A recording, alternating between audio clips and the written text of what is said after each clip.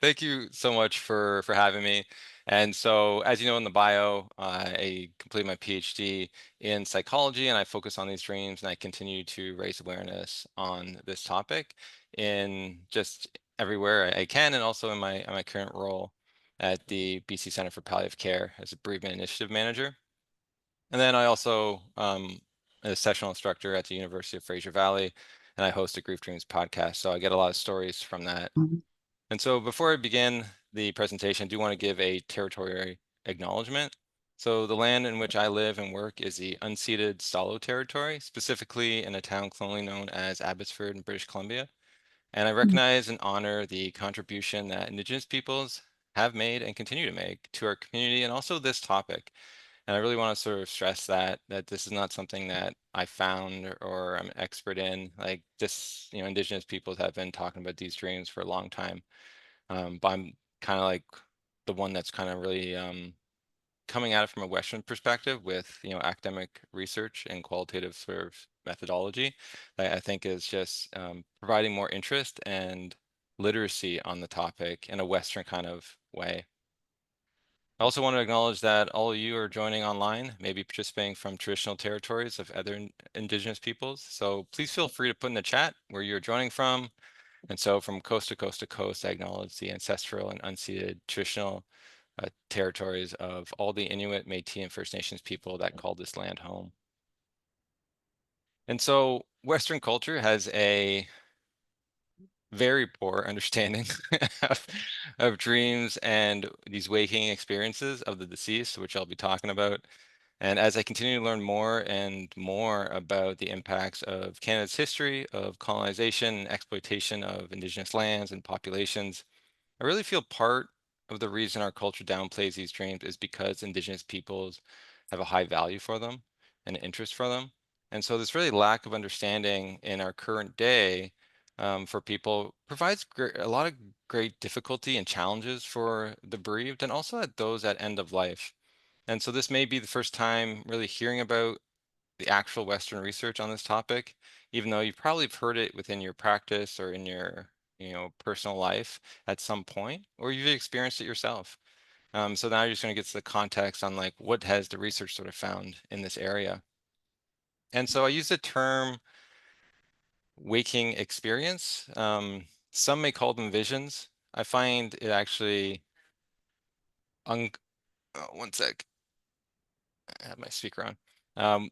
I find it unclear what people actually consider a vision of the deceased in the research.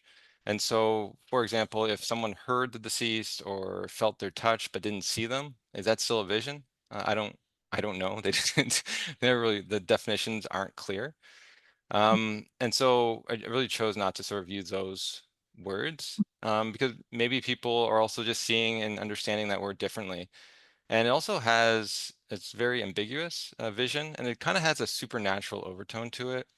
So the alternate word that people would use or may use is a hallucination, but that can have more pathological implications. So for in the end of life literature, there is some debate about whether such experiences are simply a function of delirium or other cognitive dysfunction. But research has really argued that these encounters are really qualitatively different from what is seen from delirium or dementia, which we'll talk about. But overall, it's just really too early to speculate on the causes of such experiences in bereavement and end of life. So I'll just really use the term waking experience as much as I can. If the research cites visions, I'll use that just because that's how they collected their data.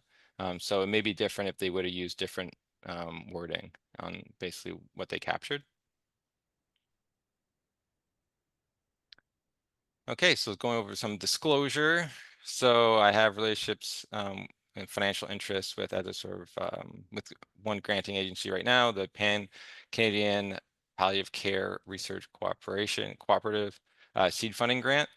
And so I received a grant there to on a project titled Improving the Bereavement Experience Among People Who Are Experiencing Homelessness in British Columbia. And I'll share a little bit about some of the data. We actually looked at dreams, which is kind of cool. And so additionally, I got some honorariums from different places, and I already mentioned some of my full-time jobs and work. And so potential conflicts of interest, well, I have received, or I will receive an honorarium for doing this. And then I have received those payments just from those organizations on the previous slide.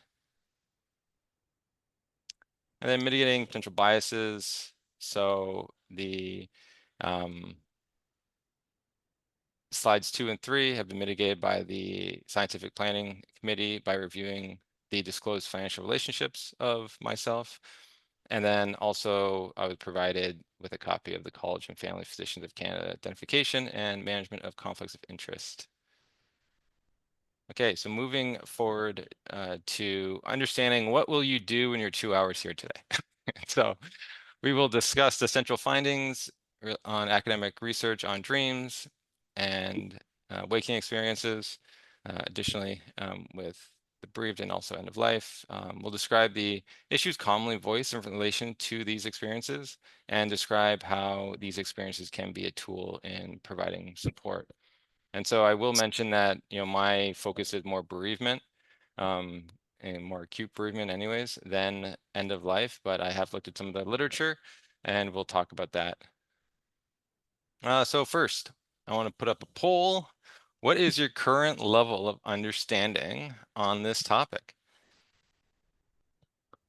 Okay, I think just about everyone has answered now. So I'll Yeah. share the results here. Now, so one was no understanding, and then Okay, wow. five was very high level on understanding. So it looks like the most answers were for no understanding of this topic, and Mm. there was just one person who had very high level of understanding. That's great. Or yeah, they think they have understanding. I'm still learning. I wouldn't put myself as a 5, even though I'm giving this presentation. I'm constantly learning, and there's just not enough research to fully understand the topic either. So, and I always learn from people's experiences and when they share. So I'd put probably myself as a 4 or even a 3. But yeah, you sort of see the lack of understanding. I think that's just, I think, why you invited me here and why we're here today, to try to normalize this a little bit, to allow people to have more confidence in understanding this stuff. Because if they do have it themselves, or if their clients or patients have it, hopefully throughout this next 2 hours, you can sort of just feel more competent in the ability to approach it and approach it in a really safe way. Okay. And so a little bit about why I care about this.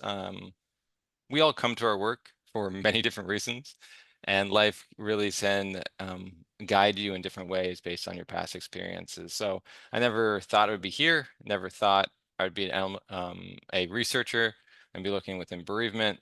It wasn't a goal of mine. I actually wanted to be an elementary school teacher. And then when I was in undergrad, it's just the timing of things. So if I would have been an elementary school teacher when this happened, I would have stayed that. But my dad died when I was in my last years in undergrad. And so I was 24 and completely devastated, to tell you the truth. It was, just like going back to those moments. It was the first time I really suffered a loss that was so disheartening and so stressful. And I remember just wanting to go back to school, want to go back to work. And so I just couldn't stop crying. And the crazy thing is, 'cause I didn't cry that often. And so when he did die, I remember like it was painful to cry. Like it was like there was acid in my eyes. And it lasted for a few days. And then I was like, I got to get back to work. I got to get back to school. Like I kind of wanted to avoid those feelings, to be honest. And the beauty of the human mind is if you want it to do something, you can do it. And so I was able to definitely avoid my feelings and went back to school. But what was interesting is when I went back, the color came out of my world. So I was almost living in this like black and gray world where I wasn't feeling those emotions. I wasn't enjoying life. I was just doing the tasks that I thought I needed to do. And I was living like that for like 3 months. I just thought this is just how it is, like I wasn't complaining. I was just doing what I thought I needed to do. And then it was so that 3 months after he died, I had this dream. I wasn't asking for one. It just sort of kind of happened. And it completely transformed me. And I still sit here today not knowing how it happened, why it happened. I can have some theories, but it was beautiful because it allowed me to regulate my emotions again. It brought the color back into my world. I remember waking up from this dream and just sitting at the edge of my bed and just thinking, what was that? Was the first question. And the second was like, how am I feeling so different from when I went to bed? It was transformative.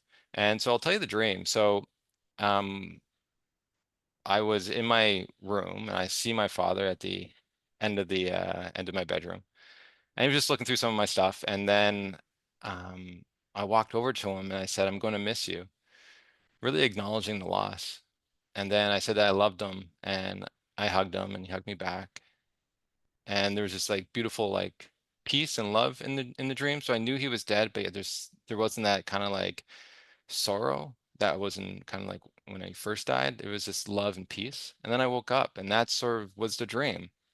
And I will say, as we sort of work through this 2 hours, that there's a couple of issues I had. You know, he died very suddenly, so I didn't have a chance to say goodbye. So that would have been a block for me in many ways. I also didn't tell him I loved him in those words, you know, like he never did it to me either. So I just want to put that out there. It was kind of implied, right? As men, we sort of, you know, we approach it in a different way. But there's something important about saying those words to me, I believe. And then also the third thing I've learned, and which we'll talk about, is I think the environment in which that dream occurred in, which was there was this love and peace within the moment, I think has a very huge healing potential for people. And it could be all three things, but at the end of the day, it changed me. And so with that information and feeling like my grief was able to, I don't know, I didn't feel like I had to work on it as much as maybe I hear others having to, because it kind of just changed itself. And I still, you know, have my moments, but I honor that sadness a lot more now. But what happened was it allowed me to then feel ready to serve people who are also bereaved. And so I wanted to still become an elementary school teacher. And then I went to go do that. And then when I got the invite to have an interview to be a part of it, I said it just didn't feel right. So I denied that and I didn't know what I wanted to do. And so I did want to maybe do something with this grief that I had. And so I decided to volunteer at a local hospice. And it was very beautiful. I got to learn a lot more about grief, and I got to sort of provide a little bit more meaning for my own loss. And what happened was when I was doing one-on-ones with people and also in groups and chatting with people, people kept bringing up dreams. And like as much as I had mine, I never told anyone. Like, like I kept it really, you know, to myself. And so these people were asking about a topic that I was interested in, but I never really like poked that question, posed that question to them. And so I went and looked at the research to see if there's anything there for them. And there really wasn't anything to answer their questions. And so that's when I had this kind of like idea is like, could I be a researcher? Like, it took me some time, about a year or two to actually say yes to that. But it's really more about just gaining the confidence to say that I can do this. And so I did. And I was able to do my master's and PhD in this area, which I think is phenomenal to find supervisors who are able to say yes to something they didn't know anything about either. So usually it doesn't work like that. But just that's the way life was for me, that these doors started to open. And so I just walked through them and I did my best and I came through the other side. So I'm really happy to be here and really happy to sort of provide some deeper understanding in this area. I've had a few, you know, I think one or two negative dreams with my father, but the most of them have been positive. And so why should we care in general? And so the bereaved, those at end of life, have questions and concerns on the topic. These can feel different than other dreams and waking experiences they've had. And as is it can be common for people to report them being vivid and more real than real. And so people, though, can be uncomfortable really sharing these experiences due to the fear of others' opinions. It's really weird how even like I look back and I didn't share mine. Like, why not? It changed me. Like I should have been like screaming it from my window, but I wasn't, you know, I kept that hidden. And so people can feel maybe an increase of isolation because maybe they want to talk about it, but they don't know who they can trust with that information. And some find that these experiences can be really deeply meaningful, as it was for myself, whereas others can be very confused and even distressed, you know, by sometimes it's the image or sometimes it's the interpretation of what they feel that image represents to them. And so really the goal is to really normalize these bereavement and end of life experiences by really validating them and supporting discussion around them. That's what I hope to be able to provide you with, this session. This can really help increase satisfaction of care, and whereas discounting them can really decrease it. And I've heard all sorts of stories of people bringing up these dreams and being devalued and what that meant to them, and it's not good. And so here's a quote from a healthcare worker from that says, "Many can say, 'Am I going crazy, or is this a dream or reality?' Because it's so incredibly real to them." And so about 95% of patients who had an end-of-life dream or vision in a study by Dam in 2016 felt much better after discussing those end-of-life dreams and visions with the team. So for patients who are experiencing distressing dreams or visions, discussing may actually provide an opportunity to provide intervention and also support.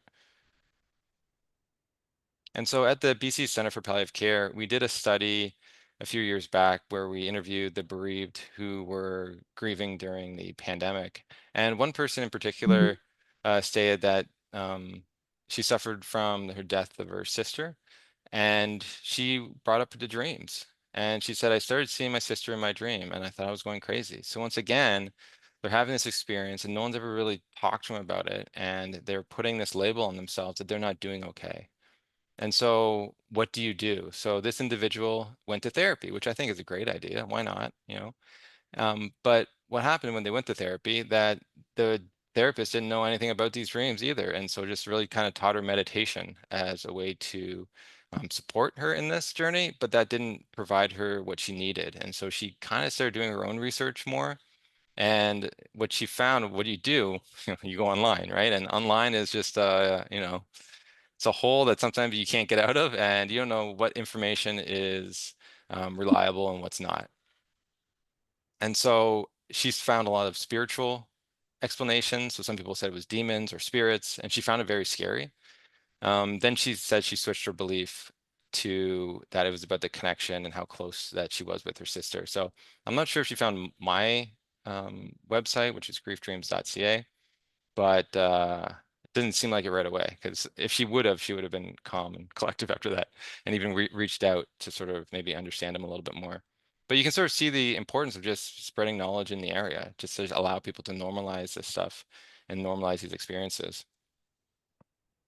And so a second point of why we should care, that it's common for those that support the bereaved and those at end of life to have limited academic understanding on the topic, which we sort of saw with the poll.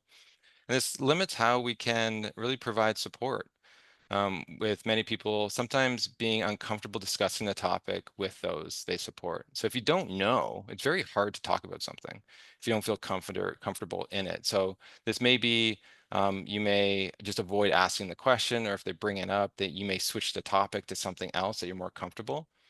Or sometimes you'll provide comments, but actually they may be not supportive at all. They may actually hurt or hinder the individual. And so I think it's just, this is why we do what we do right now, right? When we have these sessions. And so I've seen a lot more training for end of life dreams and visions than bereavement. And so Dr. Christopher Kerr is at Hospice Buffalo. You may have heard of him. He's really spread a lot of awareness of these end of life experiences. And so here's another quote, healthcare worker: "I do not really know how to connect it, because if there is someone who has a brain tumor at the end of life, you don't really know what is what." And so because awareness has been more at end of life than bereavement, people can think that this topic is an isolated event within end of life. And I want to sort of make that clear that it's not true. And so if you think about anything out of this talk, it's like that is not true. And what's interesting is when I heard this, sometimes people become afraid of these dreams because they think they're going to die, because they think that it's related to end of life. And the reality is it's not. It's actually, these experiences start in bereavement and they just continue through our lives, and they come back at end of life. So it's a story of the bereaved individual rather than a story of one's death. And so by really understanding that it first happens in bereavement, it actually provides you a lot of information. So if someone's having this at end of life and that's sort of who you serve maybe the most, well, now you have questions. This person's a bereaved individual that had had grief. What was their journey like? There's different questions you can ask to understand, who this person was for them and how they were able to cope, from that. And so it also makes these experiences a human experience through the grieving process. And I really like that. Like, this is something that we don't know much about, but it's part of being human that these experiences happen.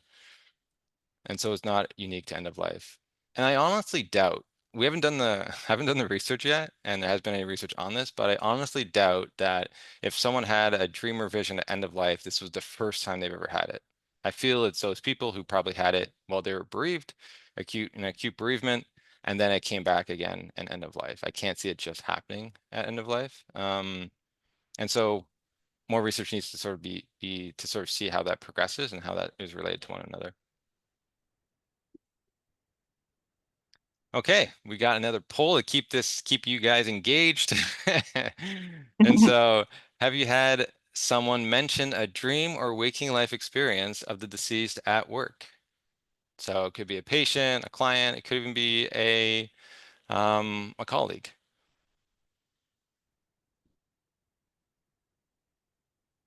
Joshua, people are very quick to respond. Yeah, that means they're still there. They're still awake. They're still there, yeah. Very quick to respond. Mhm. Okay, 61% said yes. It's interesting. It's great to sort of see that it has been, people have been mentioning it. Mhm. And so we'll talk more about with those 38. I bet you if you would ask the question, you would all be yes, right? And so a lot of people have had those experiences or may have experienced something like that. It just hasn't, because of who we are and what we ask. Sometimes they don't show up. Yeah, there's a study done, just another question. So 83% of healthcare workers had experience with end-of-life Mhm. dreams and visions in one of the studies by Nybloom et al. In 2021. So 63 here, 83. And so Mhm. you sort of see it seems to be pretty high that it comes across the work in some way. And so let's understand a little bit more about dreams. And so I just want to close this thing. Dreams is a sequence of perceptions, thoughts, and emotions during sleep. And so Western research shows support for the continuity hypothesis. And so that's the main one. There's other theories, but I think this is really what you need to know. And so dreams reflect the dreamer's waking life. So which makes sense. So your dreams are connected to your waking life. And so dreams can be very passive in the sense of what you watch can be come into your dreams, but also how you feel. And I think this is a more important part is how you're feeling in waking life can relate to sort of the dreams that you're having. So in general, dreams are just more negative for people, just because we're so stressed before bed. We have so many worries and tasks. But after trauma, what's interesting, dreams are even more consistently negative. And so research has found that as one's mood changes, so does the dream imagery. So let's say if you're really happy and joyful, you're probably going to have more positive images and more pleasant dreams. And so just understand that that fluctuates with your waking life. But dreams can also be very active. And so it can actually help you problem solve situations. And other cultures can recognize this too, but they can also have spiritual interpretations on what these dreams mean, also specifically with the deceased. And so it's really important to understand that there's the dream and then there's the interpretation of it. And so dreams can also be very symbolic, as you probably, if you dream or you remember your dreams, you probably understand that.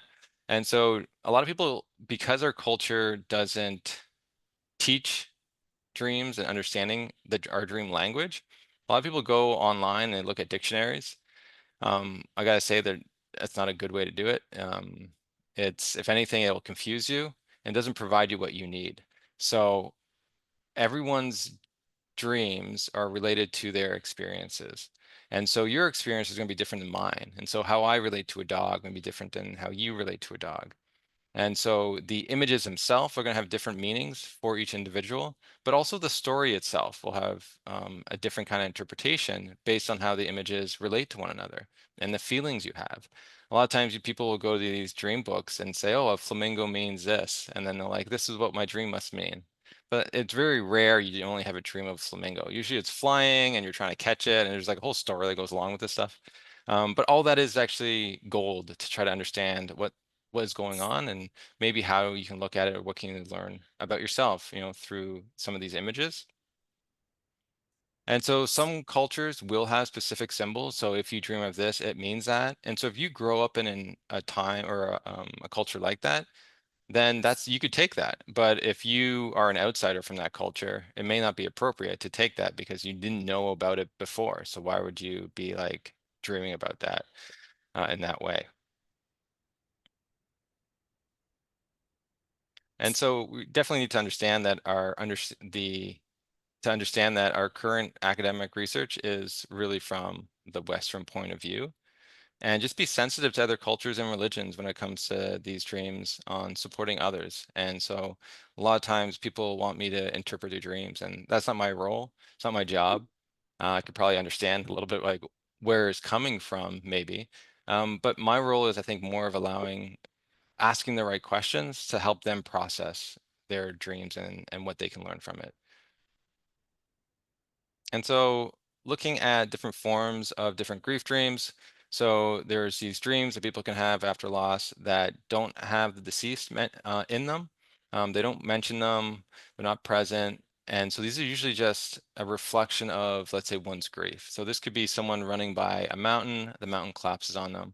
And can really reflect just the heaviness of life, and just the struggles to sort of move forward and breathe, really. You have the second set of images that the dreams don't have the deceased present, but others mention them or they're in a place that is related to the deceased in some way. If say you lost, it was your father who died, you're in your childhood home, you could be at the hospital, or you could have angels or other people talk about the deceased to you. And lastly, this is what most people want to talk about because they tend to be have the biggest impact on people's grief, positive or negatively. And these are the dreams that the deceased are present within the imagery. And sometimes they're physically present in the sense of the imagery. Other times they're calling from a phone or some device. I've finally seen one from an electronic device. So it was like through like a Zoom thing, which is kind of cool. But yeah, but they're present in some way. And in pop culture, I think what's fascinating is I didn't really see any of this stuff when I was growing up, or not that I was aware of. But the moment you focus on something is the moment like you actually start seeing it everywhere around you. And I started seeing it pop up everywhere in pop culture. And I'm like, this is awesome, because they're raising awareness without really knowing they're raising awareness. And because whoever's designing the scripts and doing this, they must have had their own experience because they felt it valuable to put it in, even though when it comes to grief literacy, we're not putting it in for the most part. And so it's very beautiful. So I just saw Beetlejuice, and lo and behold, there was one in there. So Beetlejuice, it was, one of the characters was dreaming of Beetlejuice, and since he's dead, definitely a dream of the deceased. But the other ones like Roadhouse and Slumberland's a really good one. I was surprised. Sometimes it's usually just a scene in a movie, but this is like the whole movie. Like this is an awesome movie if you value these dreams or you begin to. And it's really about a child's grief journey after the death of her father on trying to process her grief, and she wants to dream about him. She wants to have that next moment. And so it's really her adventure to get a dream with him. Very good. And I thought it was really well done, even from an academic point of view on like what was going on in that and the scene at the end. I won't spoil it from you, but it's good. It's good. And then you can also have TV shows. I know The Big Bang Theory has 3 different episodes with it in it, and and it's about Sheldon having like dreams with Dr. Proton, and one of the episodes has like he has like 3 dreams of him. It's like half the episode is really focused on these dreams, and it was so funny is that I never really watched the show, and it was only after like it was almost ending, but my family was like in love with it. Like it was like their calling in life was to like make jokes and watch this like over and over again. So I was doing my PhD at the time, and finally got word, and I saw this like season 7 because they started buying the DVD sets. And so finally I saw this episode. I'm like, this is awesome. I'm like, how come no one has told me about this episode? I'm like, it's exactly the work I'm trying to do and trying to like raise awareness on. And so, I asked my mom, I said, hey, like, what's going on? Like, you didn't mention this. She's like, oh, like, I can't tell you every time I watch or I see a dream of the deceased. I'm like, how many other times have you seen it? I'm like, she's like, oh no, I don't know, but like next time I will. I'm like, okay. And then of course I keep watching the series, and like season 9 there's one, season 11 there's one, and no one in my family, my sisters, my mom, like they just didn't let me know about this stuff. But now my mom's good. She'll any kind of, even it doesn't have to be a grief dream, any kind of dream and anything, she'll just she she lets me know. So I think that's cute. And so yeah, feel free to put in the chat if you have had or know any other popular culture references when it comes to movies that have these dreams in it. I keep a tally on my website just for people to be able to look and sort of see how frequent they are. Mhm. Another one is music. So they can be in our songs that we listen to. And this one's really great, not because I listen to the Wiggles, but this came to my attention. And what I find beautiful is that it's about grief, right? So, and the song is It's Okay to Cry. And so in the chorus, it says, sometimes when I dream of you, I ask you to count with me. 1, 2, 3, 4, could it be that you'll always be with me? So it's very beautiful. They're talking about a dream in a children's song. And so it's written by John Edward. And so it's very beautiful that to be able to showcase that and normalize that for children who are grieving. Another famous singer is Paul McCartney. And he wrote this song, Let It Be, from the Beatles. You probably know it. And I always thought it was a great song, but now I value it even more. So on my website, you can sort of see there's clips of him talking about this. And he basically said that he was having a really hard time after his mother died, and it was a few years after. And she basically came to him in a dream and reassured him by saying, it's going to be okay, just let it be. And he woke up feeling at peace and calm. And then, of course, as a singer, he's like, I got to write this into a song. Like, I got to make this into something. And so, Let It Be really comes from the dream that he had of his mother. And then he sort of dropped a bombshell that his mother's name is Mary. And I always thought it was a reference to like the Christian faith, but it wasn't. Well, I guess he maybe planned it that way, but his mother was named Mary. And then also you sort of see it in pop culture, different interviews. So I know Matt Damon last year was on, I believe, the Colbert Show, and he was asking about his earliest memory, and he said it was actually a dream that he had that referenced an older memory when he was a child, where he got to basically be held by his father. And the way he explained it was so beautiful. And that's one of it's truth that people can have these dreams of the deceased that actually reflect our memories that maybe we couldn't recall. Okay, so next question. So it's going to be, yeah, put your answer in the chat. So how common are dreams of the deceased for the bereaved, let's say within the first year? So just put a percentage to sort of see like how common do you think it is for the bereaved to sort of have one of these dreams in the first year?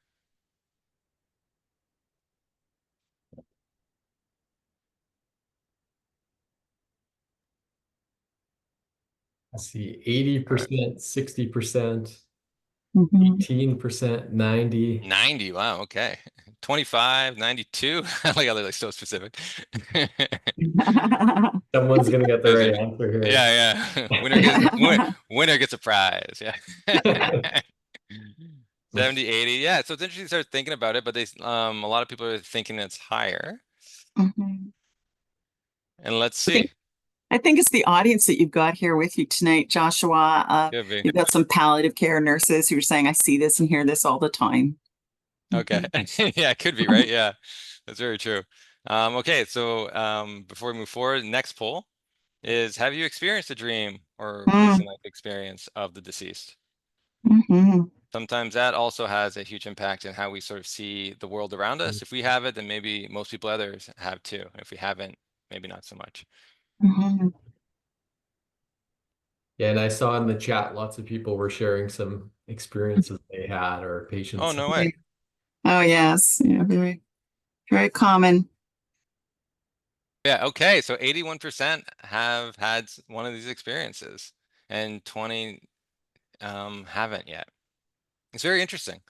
And so what has the research found? So one of the big things was that there was a few studies out there that came from like dreamers. But what's interesting about the research I did was we looked at a grief sample, not like a dreaming sample, to actually get a better baseline of what is actually going on here. And so what we found was that after partner spousal loss within the first year or two, 86% had a dream of the deceased. And then 74% reported dreaming of the deceased in the prior month. Now looking at pet loss, so within the first 6 months, 78% had a dream of the deceased pet, with almost 60% of the participants reporting dreaming within the prior month. And this was interesting. We got to do a study on miscarriage, and 57% had a dream of the baby. And so it could be that the individual is pregnant again with the child, or for a lot of them, it's actually the child was alive in the dream, and they were at different ages, and we'll talk about that.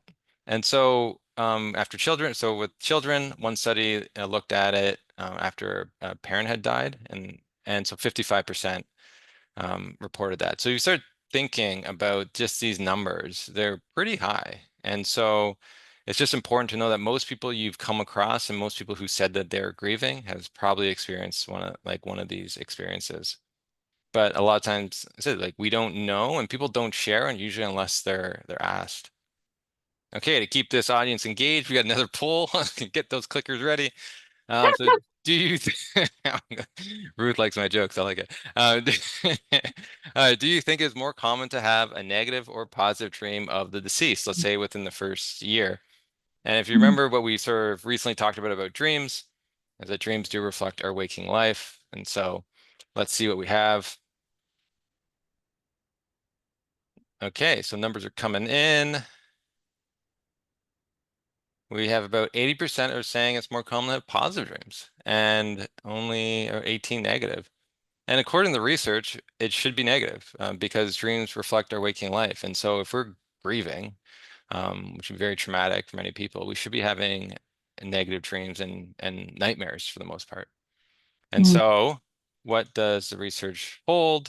And so it's actually more common to have these positive dreams, which the 80% are correct, but it doesn't make sense based on our understanding of the research on dreams, which I think is very interesting. So just looking at some themes that occurred and are actually very similar between spousal loss and actually pet loss. So around 35% had dreams of the deceased dead, dying, or ill, 22% deceased acting in a way that was upsetting.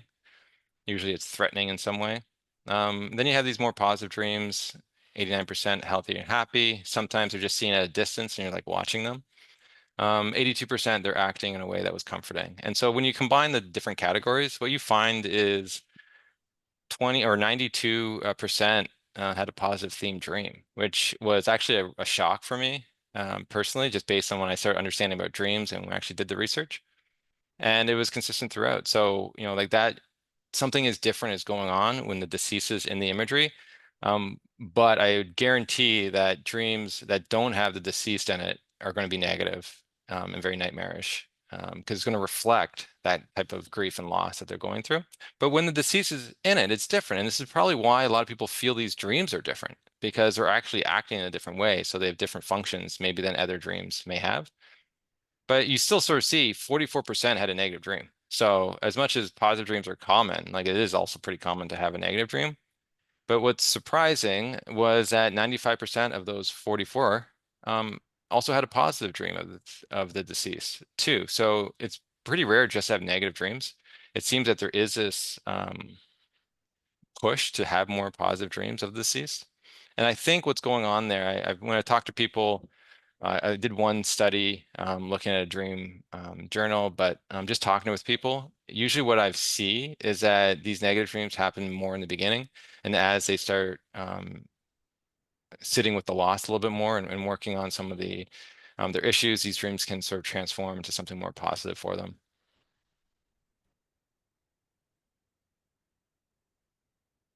And so it's also, it's good to know sort of, as I sort of said, like as one's grief changes, the content also sort of seems to change.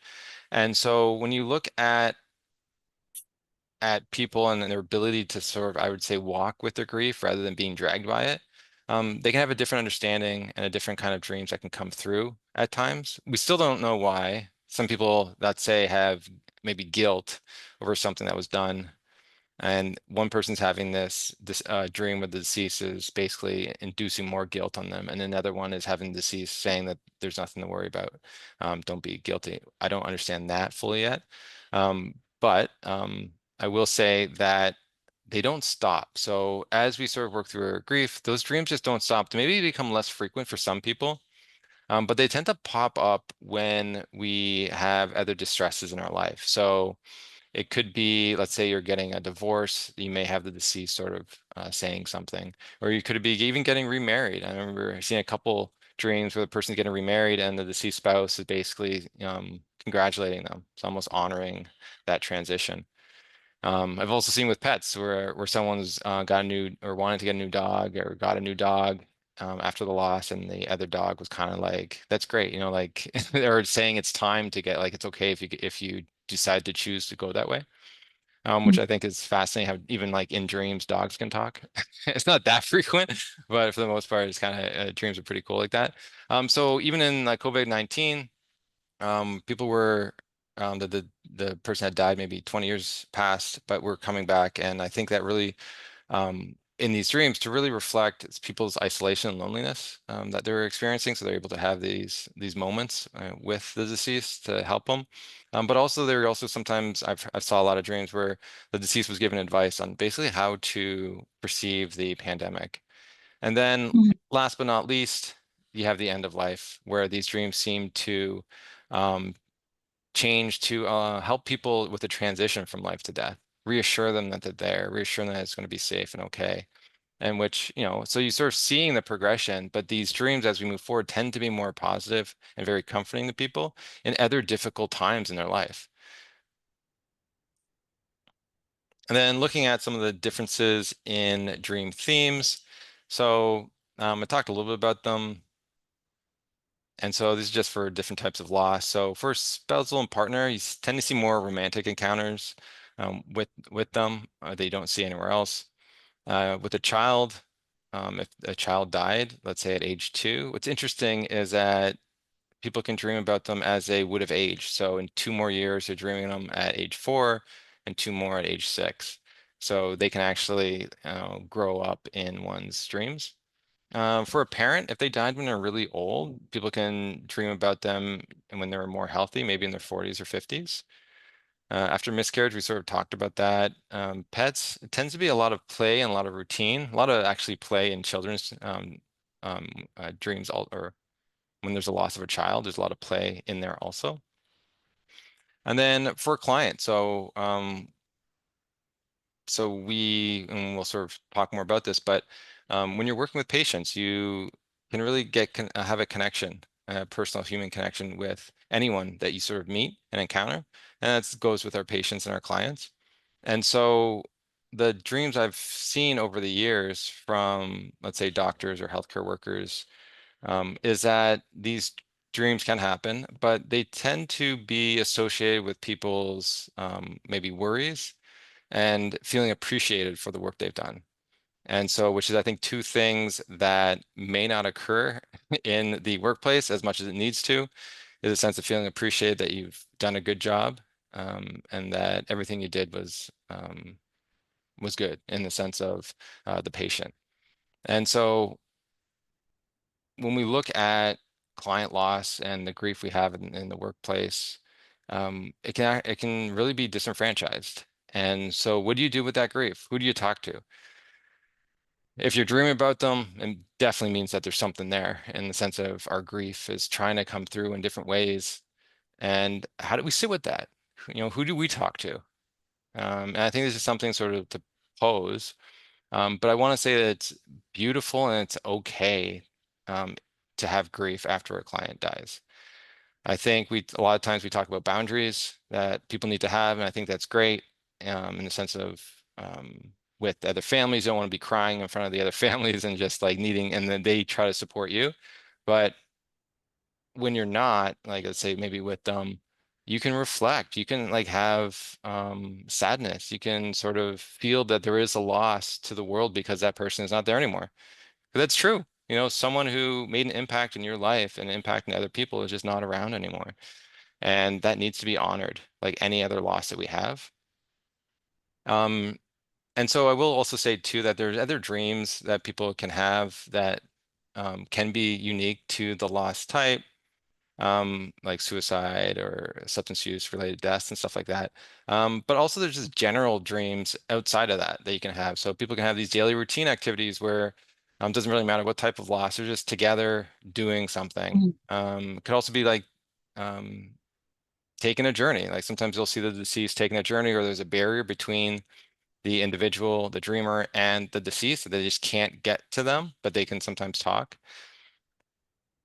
So those are just, there's a bunch of other ones, but we'll just like really go through this. So we have another engagement activity. And so this is, have you ever had grief following the death of a client or patient? So as much as this is about, grief dreams, I do want to also honor people's grief here if they're having it.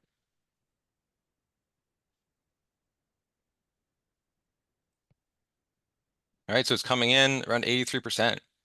That's huge. And, I think it's important that we sort of um, find ways to honor that loss um, together as we move forward. And so I want to say it's beautiful that you've experienced a connection where it mattered that that person um, had died. And then also too, to know that it's just not a sign of weakness. If anything, it's a sign of a characteristic that you have of connection and the ability to open your heart. And I said like that definitely needs to be honored. We need more people to do that. A lot of times what we can do is because grief hurts, and it's hard to deal with, we can easily close our heart to avoid the pain. Kind of what I wanted to do, but I'm learning more and more is that the best way to honor someone's loss and honor being human is to validate our emotions and validate the grief. And just it doesn't and when we do that, the beauty is that I feel that you get more happiness and joy in life. I feel it's very connected to one another. Um, but it also takes a lot of courage to live in that space. So just want to sort of mention that. And so the 82% that sort of stated they had a dream, um, or that they had a loss, those people may have had dreams and they may have been positive or negative. And so hopefully some of the stuff that we're going to talk about today, if you had negative dreams, we can sort of reflect on that a little bit more.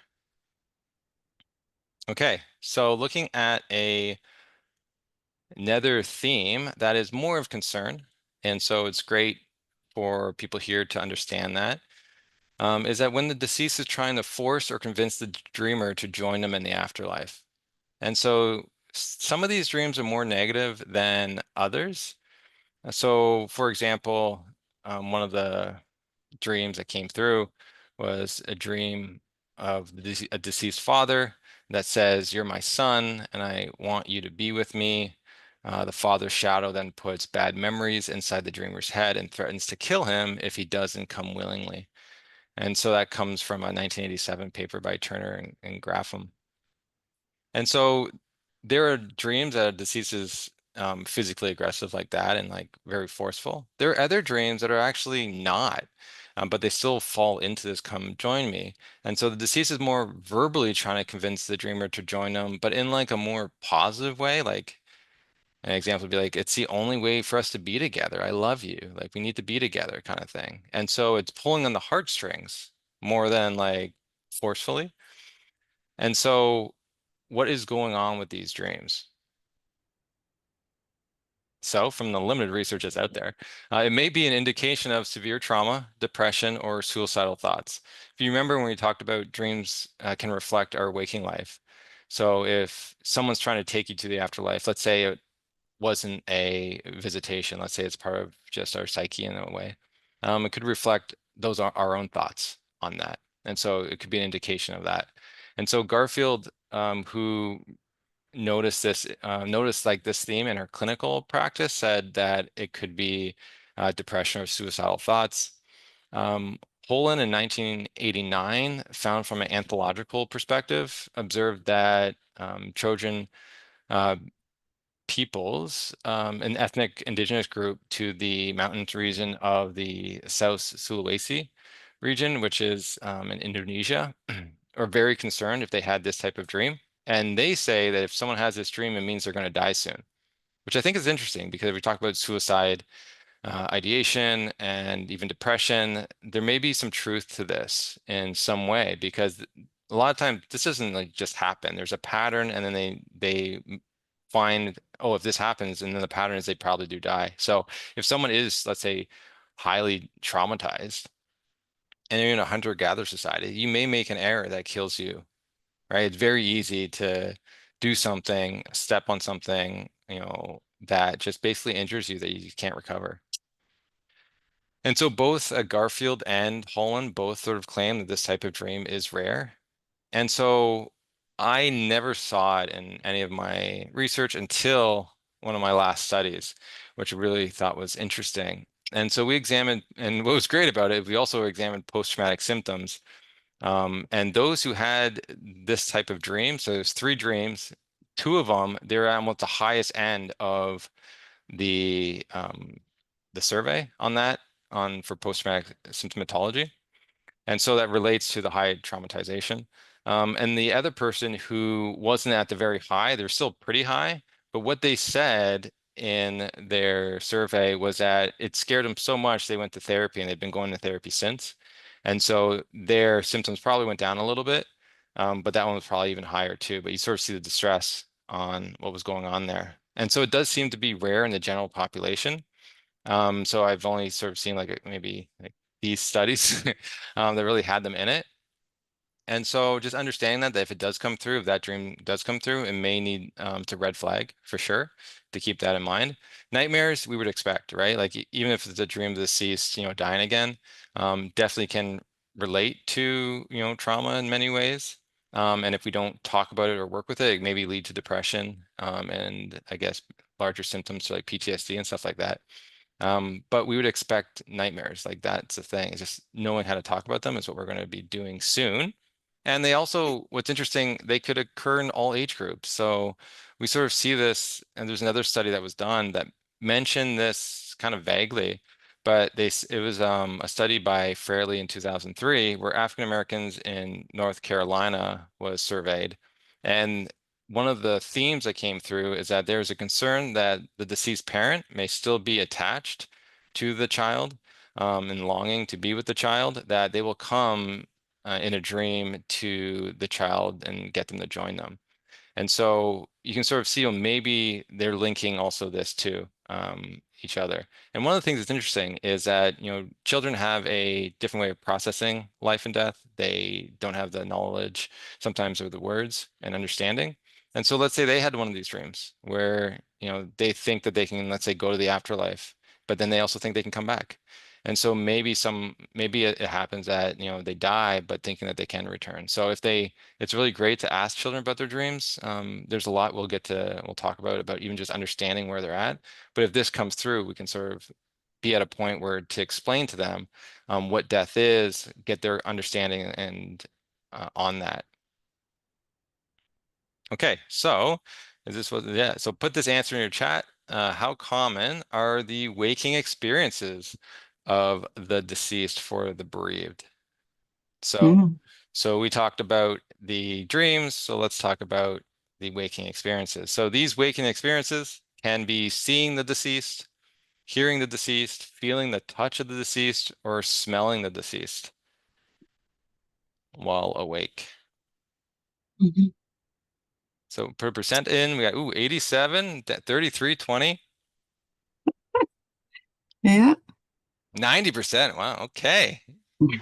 They're all over the 10. map. 10. Yeah. 50, playing it safe. I like that. 75. Okay. And then we have another one. It's going to be a poll. Do you think it's more common for the bereaved to see, hear, feel, or smell the deceased? Mm.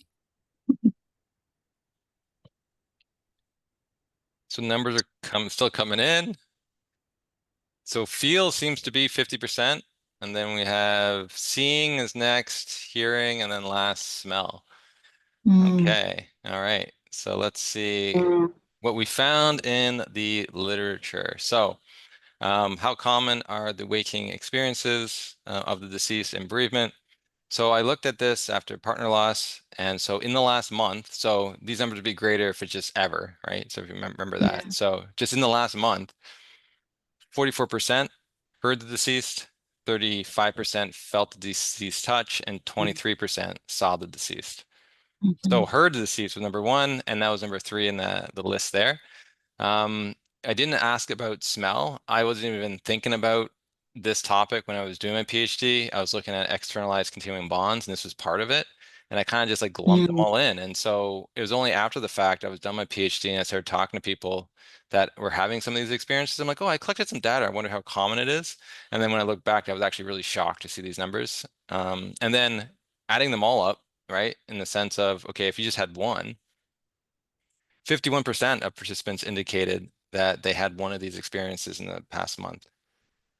Like, and you think a little bit higher if you added smell. So that's half the people were having one of these experiences, and yet we know nothing about this. And so for many of them, it probably was either could be very distressing, or it could be very comforting based on their interpretation of it.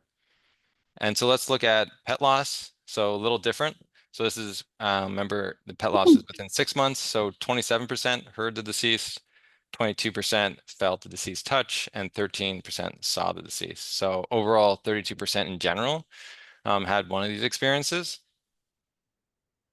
And there was a few, oh, okay, yeah. And then when you're combining the dreaming and waking experiences, 83% after partner loss and 68% had either a dream of the deceased or a waking experience in the last month.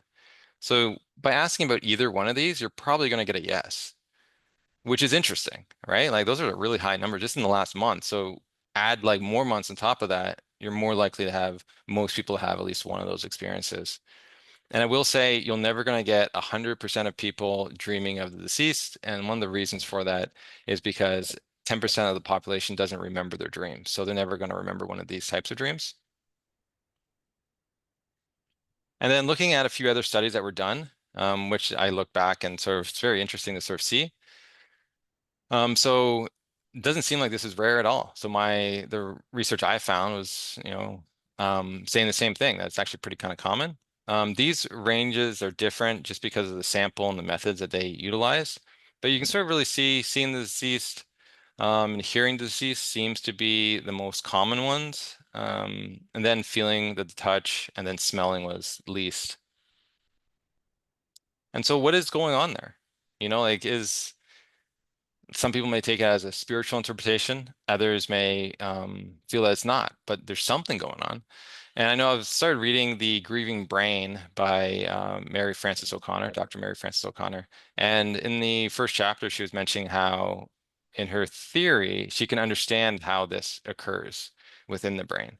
So it's a book if you wanted to know more, a little bit more about maybe this area. I haven't finished the book, but it seems to be that maybe there is something to this from a grieving brain's perspective. Yeah, there is some comments for sure. Tom mentioned that cultural background of the deceased, he feels really makes a difference in what is experienced by those still living. Okay. And Lori was asking the question, and you may address this later, is there any correlation between the relationship of what it was like before the patient died to what the experiences they have after? Yeah, yes. And so we'll talk, maybe we'll mention it a little bit, but if someone, I always like to ask people, is this like a memory? Is this like a common behavior? Because if they're having a nightmare of the deceased, let's say attacking them or abusing them, criticizing them, that could have been their relationship with the deceased. Um, Right, and that is about processing that trauma still. And right. so depending on some people who let's say have that may think it's actually their soul of the individual still haunting them in a way too. So it's really Mhm. understanding the relation there. If it's not, that means there's something different going on. And we'll talk about that, how it's probably more related probably to guilt and blame, that there's something Mhm. else that's going on that's making the imagery like that, if that's uncharacteristic of that relationship. If that makes sense. Mhm. And someone too who works with dementia asked that people who have dementia that they work with, they see their loved ones who died years ago and they talk about it all the time. And she was just wondering, does this fit into the conversation that we're having tonight?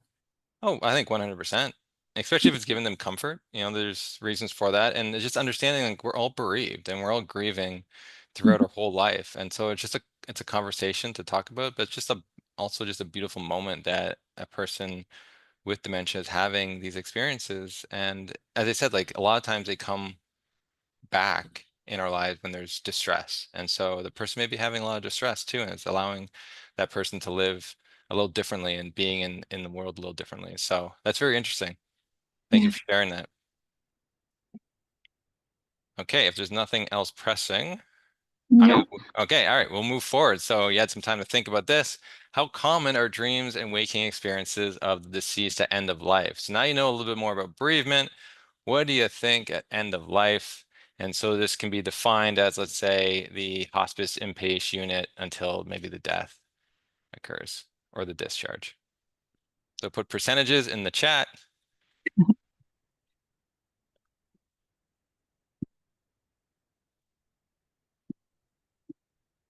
High numbers, Yeah. 85, 70. I like it. Melissa said 83%. She knows. Melissa knows, 83 on the dot. 60, 80. So yeah, people are thinking that it's Mhm. pretty common. And so, ooh, 45, we got one. Ooh, I think it was at 40 I saw too. Okay, let's see what we got. And so there's only been two studies I know of when looking at Mhm. the literature that actually looked at this. So this is very limited data. But most studies really discuss dreams and visions sort of together. So it's kind of hard to determine when it comes to the deceased. But luckily, two studies have sort of showcased and pulled that apart a little bit. And so one is Kerr in 2014, 41% had one of those.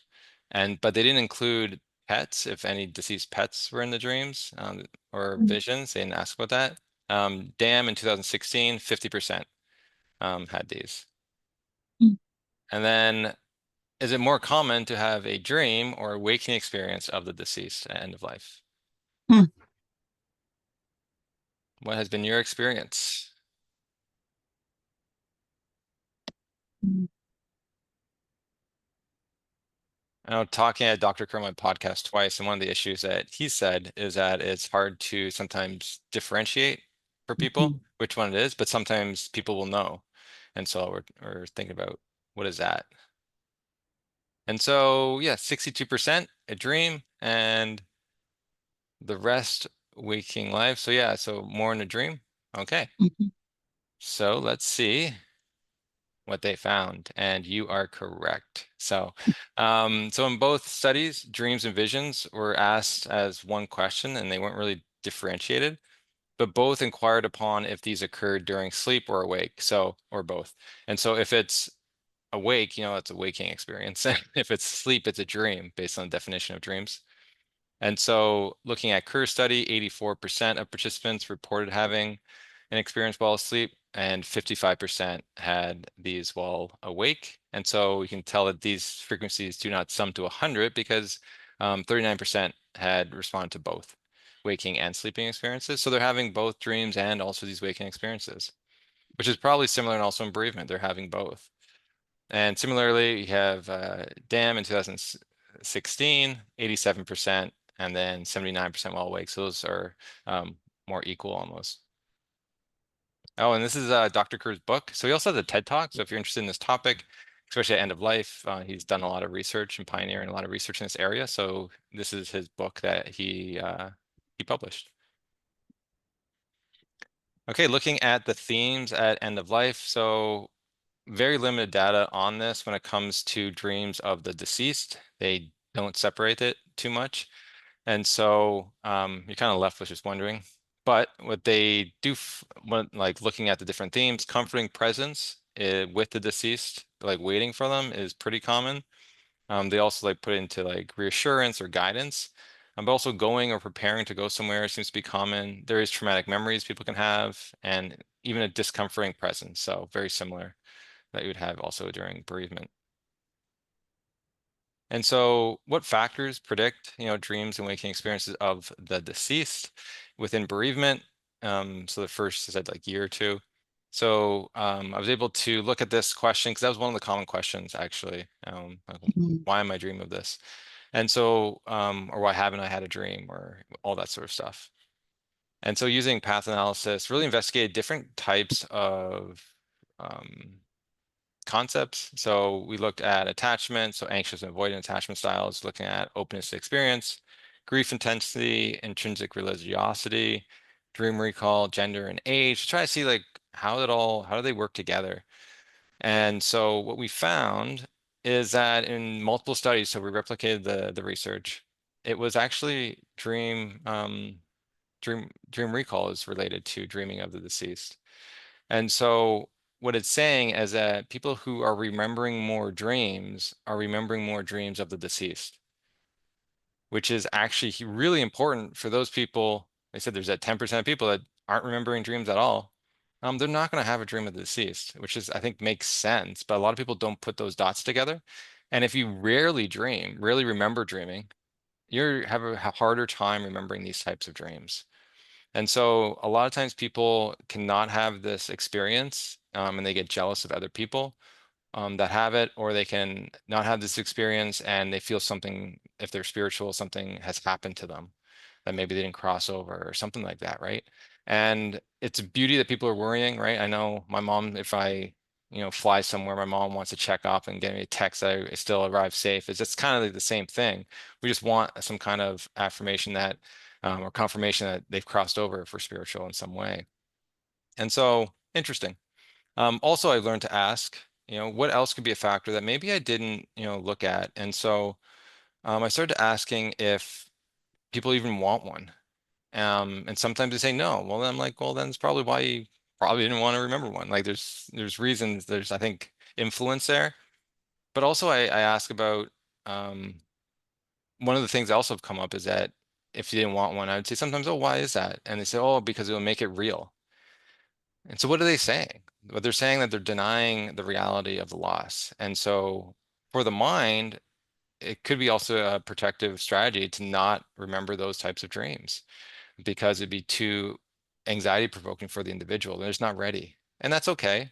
So I had an individual who came on my podcast and she was a child when her mother died in an earthquake.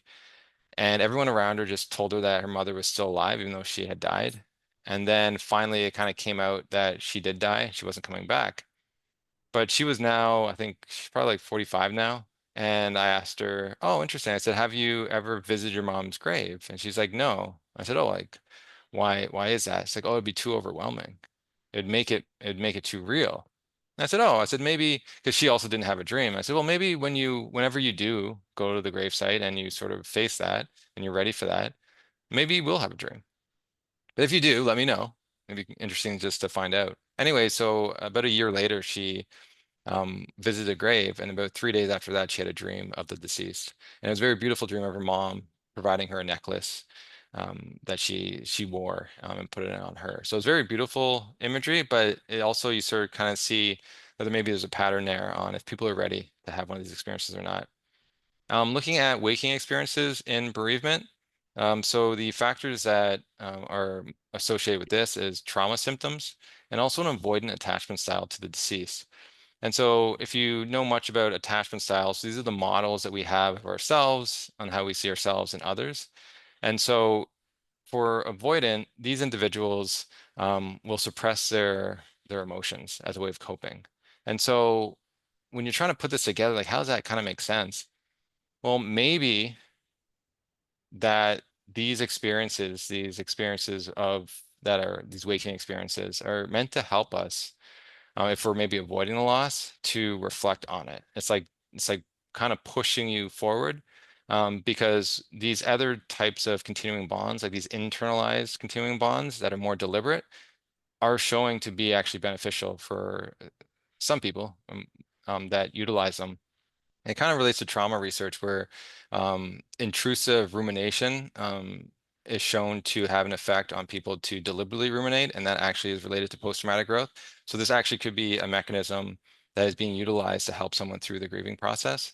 We still need to learn more about it, but for attachment and also trauma to be a part of this, it's a red flag, understanding that maybe they're not coping and maybe this is an issue, but also that there may be a mechanism working, especially within the first years of loss, that is trying to help the individual process the pain and do more deliberate ways of remembering the deceased. What's interesting is, yeah, I'll wait for that. Anyway, so looking at what factors predict dreams and visions of the deceased at end of life, there's only been the one study that looked at this, and they didn't look at a lot of factors, but one factor they did look at was as the patient approached death, there was a dramatic increase in the frequency of seeing the deceased. And so I'm curious as if anyone here, I'm not sure where everyone works, but if you are working with people at end of life, if you've also saw this trend. So just yes or no, and I guess in the chat box. Mhm. Yes, yes. Yes. Oh, interesting. Well, yeah. So it seems to be, yeah. So it's not just, bad data that can happen. It seems that this is actually a common trend. And actually, Dr. Kerr actually said that's what people, the nurses around him were saying, and he didn't believe them. And so that's why he did the study. And then he realized, oh, wow. Fascinating. Okay, we'll move forward. Is it delirium at end of life? So it is common for dying patients to exhibit delirium and other cognitive dysfunction, so dementia and neurological disorders. But research has shown that many of these dreams and waking experiences, also known as visions or end of life experiences, have a key different elements to them. And so you can sort of see the table uh, on here on the differences between delirium and these waking life experiences. And that was research by Deppner, which is part of Dr. Kerr's team. And so the big thing is using discernment, right, on when it may be, when it may not be.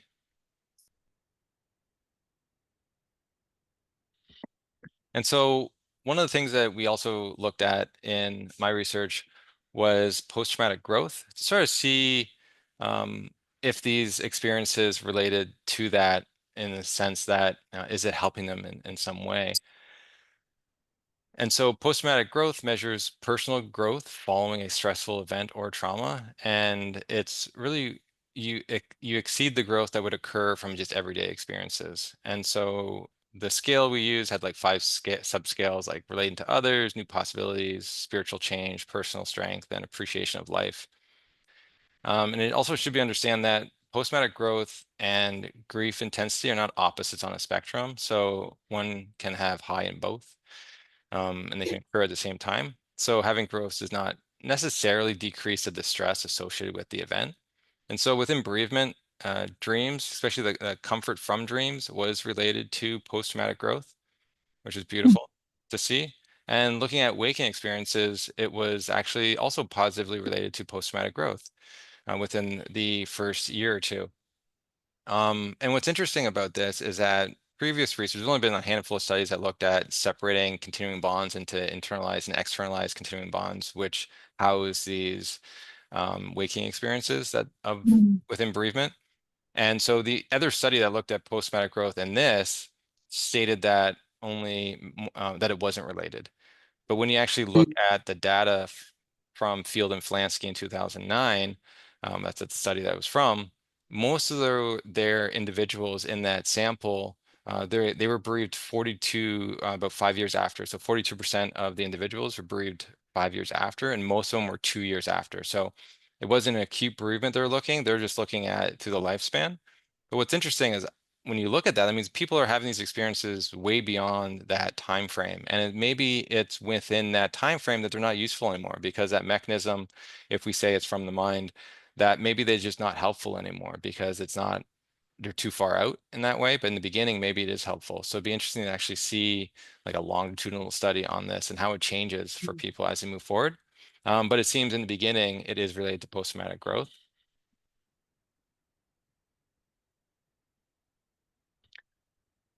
And so looking at this from end of life, so patients experiencing these end of life dreams and visions also had significantly higher overall post-traumatic scores compared to those who had not. So if you start connecting the two, the research that I was doing and others have been done in bereavement tends to be very similar to end of life. Like it's very kind of like it's saying the same stuff, which I think is very interesting, that it's not changing much. Like the function is very similar. So looking at dreams and waking experiences, they can really hinder someone in their grieving process and also so in bereavement, but also in end of life. And so people can become really fearful of having them. I've heard from many people and in my studies too, people will restrict their sleep.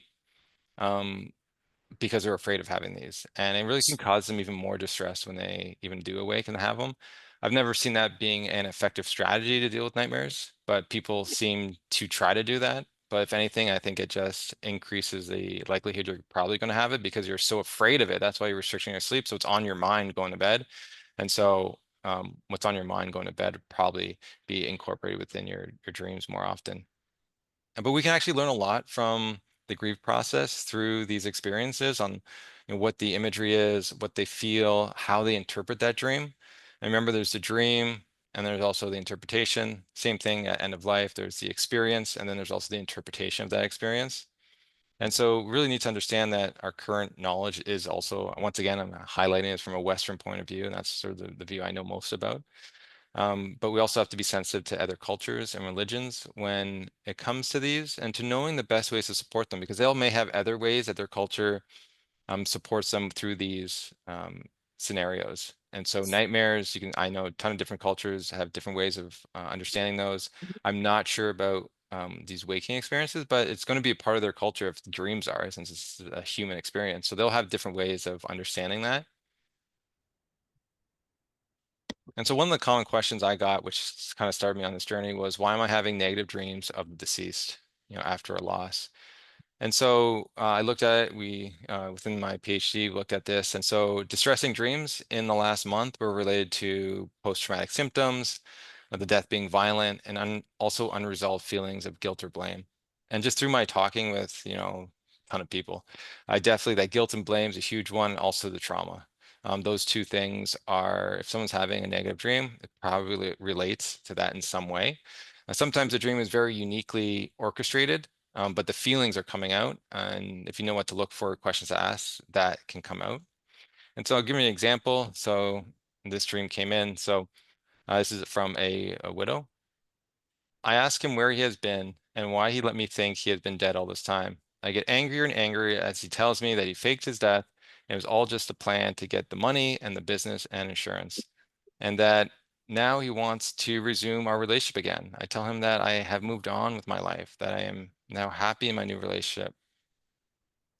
I tell him I can't go back in time and be with him again. He gets very angry and tells me that the real reason he is back is because he wants all the money that I inherited, that if I give it to him, he'll leave me alone. I get very upset telling him he is a terrible, heartless, mean person to do something like this to me.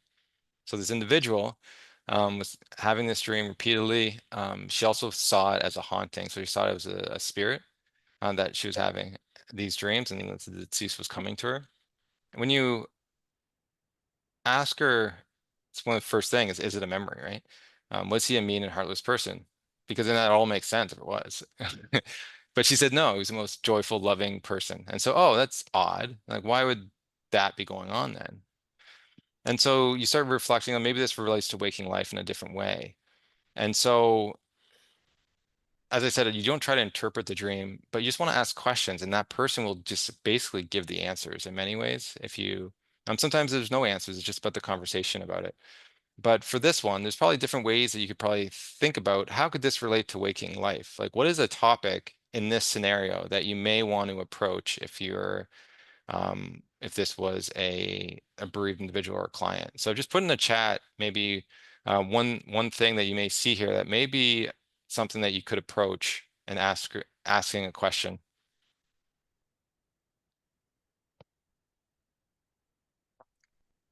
Guilt, okay.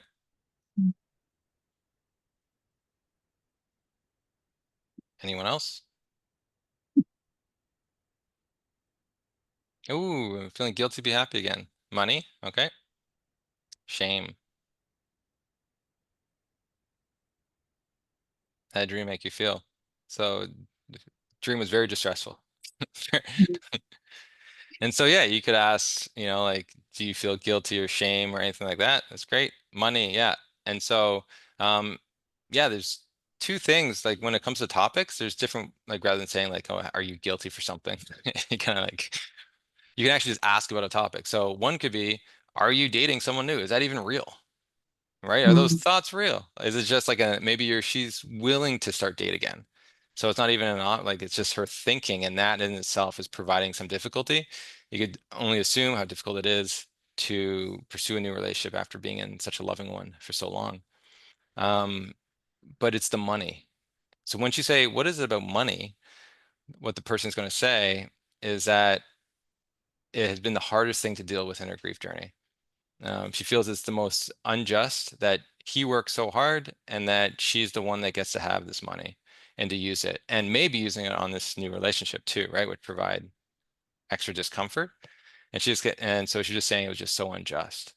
And so it's, oh, interesting. So once you hit that, there's like, oh, maybe we should talk about this. Maybe this is something that we can talk about either in a session or just validate the uncomfortable nature of it all and how it doesn't seem fair.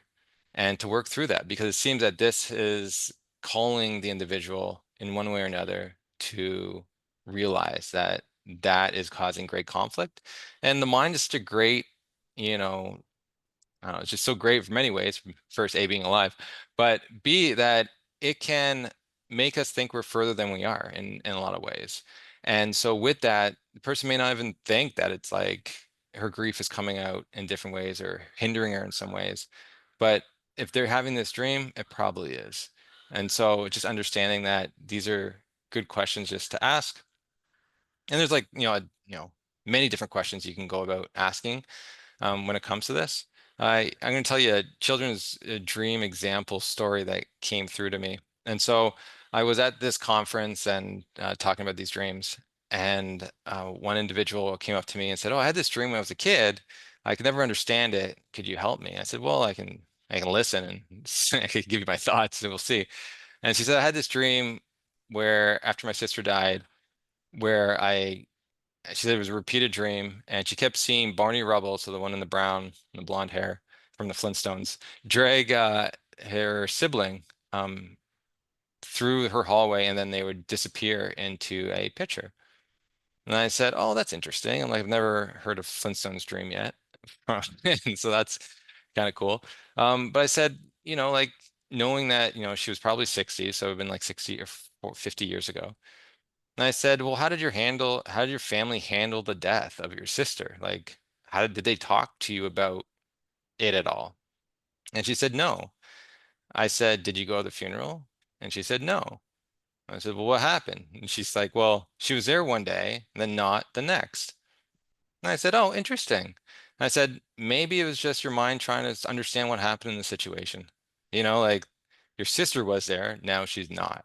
Like, and so your mind, that conflict in waking life is trying to provide you, it could, right, in general, provide you with an understanding of why your sister's not in your life in the present. So Bonnie Rebel kidnapped her, right? Like that's basically trying to give her something to hang on to. But I think it also can symbolize the importance of talking to children about death and talking to children about their grief. So these dreams wouldn't need to happen. Here's another one from a child. So sometimes the theme of the deceased doesn't have to have the deceased in it. As I sort of said, there's different forms. So here's one: a monster is coming to take me away because I killed my baby brother. And so this is from a 3-year-old that had this. And so a question could be that you ask this individual is, do you believe something you did is the reason your brother is not here anymore? Right? Because I wouldn't think that a 3-year-old killed the child. And so what you find out is that the baby died from SIDS. And so, but the dream suggests that the individual, so the child, is blaming themselves for something of the death of the baby. And so if you know anything about 3-year-olds, they have this magical thinking. It could have, what happened is that they had this new baby, all the attention was on it. He wished that he was, didn't have the baby, and then the baby died, and he thinks that it was because of his wishing for it to go back to the way things used to be, right? And so that's why it's great to sort of understand that these dreams can actually have it's a good window into maybe how someone is dealing with a situation, and even like the guilt or blame that they may be putting on themselves irrationally. And here's one from End of Life. So person described an end of life dream or vision as involving his deceased loved ones, his brother, his parents, his now deceased ex-wife, standing in a ring around his bed with their backs to him. He attempted to communicate with them, and they refused to turn around and acknowledge him. And so what is one question that you could ask this individual? Let's say they shared this to you. So they're having this dream.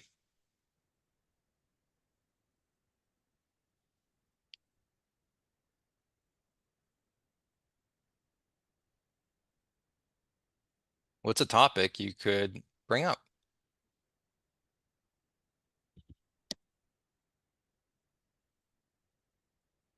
I don't see anything coming in the chat yet, so I will move forward and say, what about the relationship? So is this, yeah, there we go. Family Yes. disagreement, Yeah. unresolved Yeah. conflict, views of family dynamic. Yeah, exactly. Good job. You're on the right track. Because you want to ask about that. Like, why is that happening? Is this like part of something? Is the memory? And you'd sort of ask about these people, and the individual would say that he has done a lot of bad things to all these people. And so he would acknowledge the guilt, but you can sort of see that coming through this imagery. And it can really spark conversation on that and different kinds of maybe support that you may not have thought of. Okay, so working with nightmares, this is really important, and it can work at all age groups, and bereavement, end of life, whatever. You can work with your own nightmares that you may be having. And this is also from a Western perspective. And so one thing you can do is connect it to waking life, make sense of it. It really helps decrease the mystery and also the distress people may be having by just connecting it to waking life. Another thing is to, once again, also educate on how common these dreams are, which is a really big part of normalizing it. And then lastly, one of the things is dream rescripting. And so what you do here is also called imagery rehearsal therapy. So it's actually pretty easy to be able to do. And so all you're doing is you're taking that dream on whatever it was, and you're either changing the ending so it's something more positive to you, the dreamer, or you're adding a character and changing kind of like how it ends up so it becomes more positive. At the end of the day, what you want is to end and feel in the dream something positive and comforting. And so what's interesting, by doing this, research has shown that it decreases the distress of having nightmares, but also it can actually reduce those nightmares from occurring altogether. And so what you're doing is you're teaching individuals that they have power over their dreams and that they can sort of approach them differently in waking life. And that in itself, which is interesting, they've sort of, when treating PTSD, there's been some research. If you treat the PTSD symptoms, people can still have nightmares, and those nightmares can continue, which can continue to cause distress. But if you treat the nightmares, you can actually reduce the PTSD symptoms, and then you just work on the PTSD symptoms after that. And so it's important to work on both, but a lot of people forget about the nightmares. And so the nightmares is almost like a different kind of path. And by helping that actually helps people's symptoms in waking life. So same thing with grief and the trauma that people can feel there. By working with these dreams, it can really help people to be able to process their grief in a different way. And other cultures will have different ways of dealing with these nightmares. And so just it's always understand like what does their culture believe? And that's something that they may need to do. Either it's providing merits or providing food for the deceased or whatever, right? Like there's a lot of different things that people can do. But that's basically how simple it really is. And so after you change the dream, what you then do is basically rehearse the dream while you're awake for the next couple days. And so you're just getting that fear away from that dream. So you're reducing the avoidance, and you're you're being able to sort of say, I want this type of dream. Mm. And which is actually kind of interesting. And so I'm gonna, since we had an example already, I just want to make sure that you guys understand this a little bit more and have an exercise based on this. So this is a dream rescripting exercise. So given the last dream we just talked about the individual having deceased loved ones around, standing in a ring around his bed, attempted to communicate with them, and they refused to turn to him and acknowledge him. So given that this was your dream, how would you then end this so it's more positive?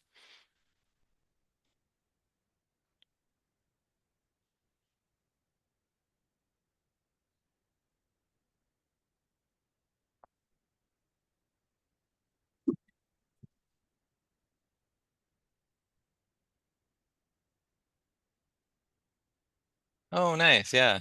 I would change the people so they face me in open arms. That's beautiful. Have them all turn around and embrace me. Oh, that's great.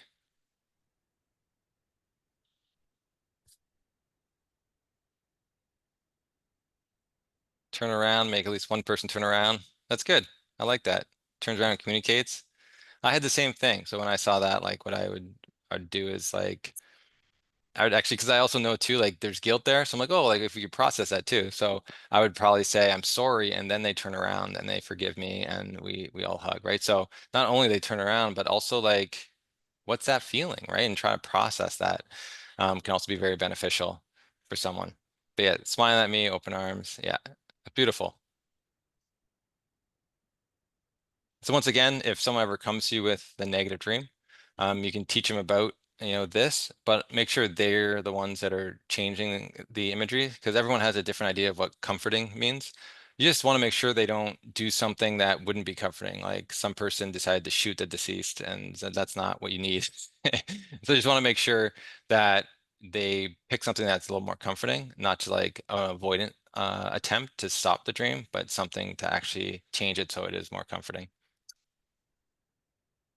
Okay, so dreams and waking experiences may help with a lot of different things. We're still learning about it, but just through my own research and some of the past research on nightmares and trauma, we can sort of categorize at least three. And so trauma recovery is one of those. So Hartman in 1995 suggests that dreams may represent an active attempt to really integrate the trauma in someone's life. And so this is especially true, he says, if the content differs from the actual event. So it's different from like an intrusive flashback that someone has when they're sleeping. So it's the deceased is dying maybe in an exaggerated way or in a different way than what actually happened. And so it's saying that the mind's actually trying to process this actively. Emotion regulation is one. We talked about how these positive dreams can be a respite, can be a relief to sorrow, but also these negative dreams can be very beneficial if someone's avoiding the loss. And it's so easy to avoid the loss in our culture with all the different things that we're doing. We keep busy. And it's maybe good in the short term because we all need to survive, and it's okay to avoid things. But if that's your strategy and you don't come back to it, then it's not a good strategy. And lastly, grief support. So one of the things that you sort of see a lot is this continuing bonds, and these dreams actually can help with that also. So really continuing to develop a bond with the deceased after they're dead. And so in that, as I sort of said, in my own research, it has shown to be helpful in grief recovery. And so different things you've seen, because grief support is such a wide range. So you can, I've seen the deceased provide advice. I've seen them just even, I think, seeing them healthy and happy again. If the last time you saw them was in a casket, can be pretty powerful. Um, really connect and restore faith for people that it can be, people can lose faith after a loss. But I think more importantly than anything is the feelings of love that they feel within the imagery. I think that helps people the most work through whatever they're going through in many ways. So there's the words that the deceased uses. Sometimes there's it can help with our beliefs of what maybe that there is an end of life. But I feel that that love is doing more to us than we actually realize, because that's the common theme across all the different cultures, is that this love is present. When you look at different cultures, you'll have, if you believe, let's say you're a Christian, They may have dreams of angels, or they may talk about heaven. You wouldn't have that in another culture. They may be talking about their own afterlife and to sort of support their beliefs in many ways. But what's common amongst them all is that there's this great profound love that people can feel. And a lot of times people will say it's a different type of love than they felt in waking life. And I think one of the reasons for that is because even in the love that we feel in present day, we always have these worries and these anxieties and regrets that are in the background. And I think in these moments, like none of that is affecting the state of love. Here's so I just show some dreams of love. And so this one's from a widow. My husband came and sat down by my bed and said, I've been to the end of time and back, and you know what? I still love you.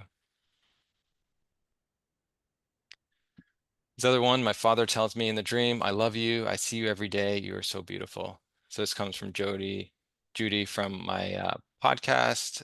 She was on episode 114. And what was really interesting about her was she never actually met her father. So she died in womb. So he died in womb.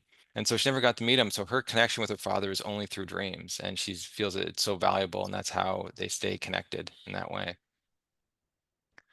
Here's one from Serena Dyer on episode 76. And so her stepson died from a substance use related death. And she felt a lot of guilt, feeling that she could have been nicer to him. And so this is the dream that he had, or she had, sorry. In the dream, Mason told me to hold his hands, and his energy was so joyful and funny. He then got very serious and told me that I needed to stop with the guilt. He told me that guilt was soul-sabotaging and pointless. He then told me to be careful with thoughts I was choosing and decisions I was making that were self-harming, because as he explained, the purpose of living is to love, and it must start with the self. He then laughed a little more and released my hands. And as she sort of goes on in the podcast, how influential that was for her to release the guilt. So as I said, it's still interesting on why some people have dreams that induce guilt and other ones don't. But it's really beautiful that one dream can change someone's trajectory in life. Here's one at end of life. So the patient reported dreaming of his mother who died when he was a child. The dream was so vivid that he reported smelling her perfume as well as hearing her voice saying, I love you. And another one where Tim, age 51, had dreams that included deceased parents, grandparents, and old friends who were telling him that he was going to be okay. So I'll just skip over that one. And so I can't, is that true? We only have like 10 minutes left? Wow, okay. Well, I will quickly go over this. So I've done some work with individuals with lived experience, bereavement in the context of homelessness. And um, our partners, Kelowna Homeless Research Center, has been a huge help in collecting this data and being a part of us going into this field, and me also learning a lot about experiences of homelessness. And so 60%, we collected 80 interviews, or we did 80 interviews, and 60% of those people who responded with that we could understand what they're saying. Sometimes the recording was a little off, but 60% had said that they had a dream while experiencing homelessness.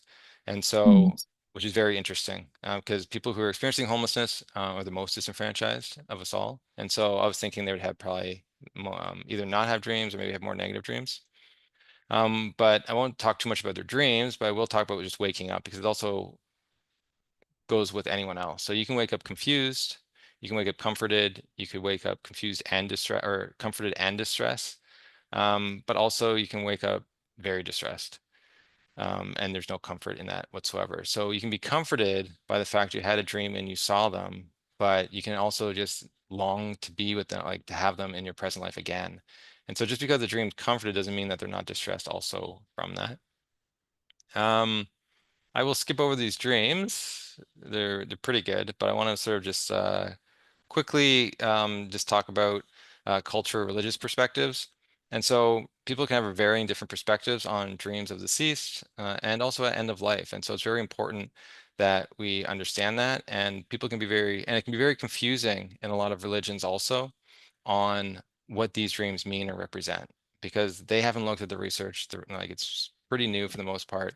And so a lot of what they get is from just hearsay or people's opinions. And you'll be surprised. Yeah, actually, I don't know if you'd be surprised, but a lot of people have some wild ideas when it comes to these dreams. And so by understanding the literature, you can really help people out to be able to make sense of some of these images. And even in the religions, to really understand that there are different ways to approach this.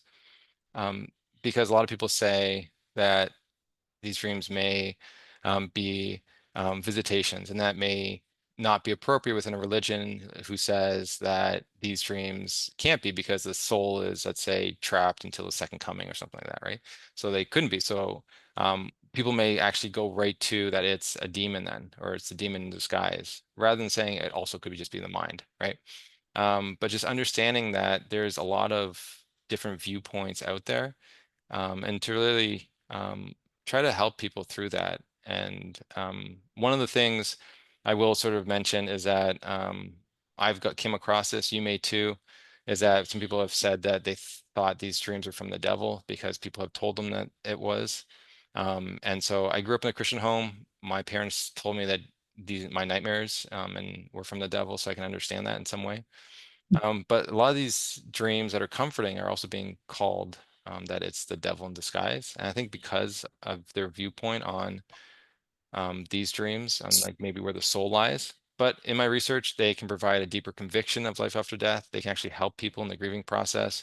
And so um, I always like to sort of bring this up because I said, like, you may also have that end of life that people may not want to share it because people will reduce the significance or condemn them for having it. But I always like to sort of look at how this also happened in the Bible with Jesus and how people said his healing powers are coming from the devil. And that's at Matthew 12. And so just realizing that people will say all sorts of things, even though it's helping them. And so just understanding, like, is this going to help the person? Like, if not, maybe that there's other ways to understand this.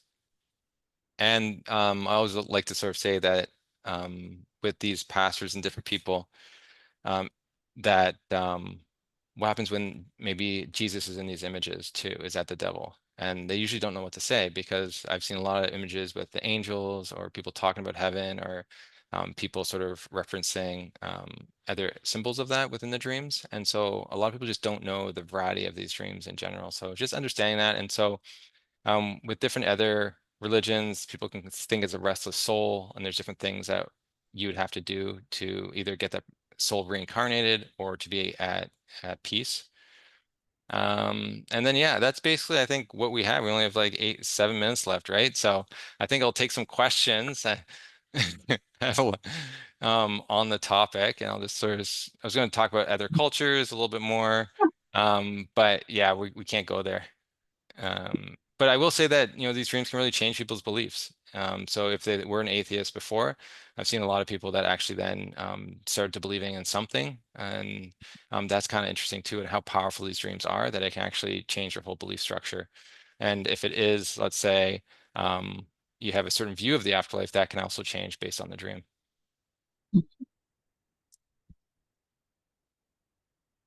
And oh yeah, I forgot about talking about this. We may go over. Yeah. So the okay, yeah. So one of the other things to be able to, there's been some research on working with dreams in general. They've been helpful for people. But one of the things I built was the Dream Builder worksheet. So one of the things people had said was they didn't know how to sort of approach dreams, maybe in a group or with a person. And so I decided to make this for them. It's something I ask people on the end of my podcast, and it's amazing what comes out of people when they do this, because what you're doing is you're asking them to create something that they want to have. We haven't done the research to sort of see if it actually relates to having that dream, but it's a great tool to explore what dream they would want to have if they could. And what you're doing is you're pulling in all your memories, all your experiences, where you are now, and it can really tell a story of where the person is. And you can also then talk about those aspects of that dream with them if it's a client, because that can sort of also pull out some of that grief. And I realized by doing it, it's a different way of talking about grief that a lot of people don't recognize until it happens. And people can get very emotional from doing this. And I think that's a very positive sign in the sense that you're just approaching a topic in a different way that they haven't been asked about. And that pulls out different aspects of their grief. And so it's also on my website also to learn more about the different steps on creating that dream, if you could. And then lastly, 4 steps of support, give permission for people to talk about it, really normalize and validate the dreams that they have, ask questions on the experiences. Don't ever try to interpret it because you could be completely wrong. And so that doesn't actually provide a safe space either. So ask questions like you did here, like, what was your relationship like? Is this a memory? Are you having feelings of guilt or blame? Then always thank them, and you'll realize that because you do these, people will continue to come to you with their dreams when they do have them, even if they don't. And so if you want to learn more about these dreams, said like the Grief Dreams podcast is what I run and host, have over 200, over 200 episodes. Last one with David Kessler. You may know him. So it'd be a nice episode to check out. And then the end of year episodes are all these dreams that have occurred in the episodes throughout the year. And so a bunch of references that'll give you some of the slides. And so we can do the last slide as we take some questions. What is your current understanding now of the topic?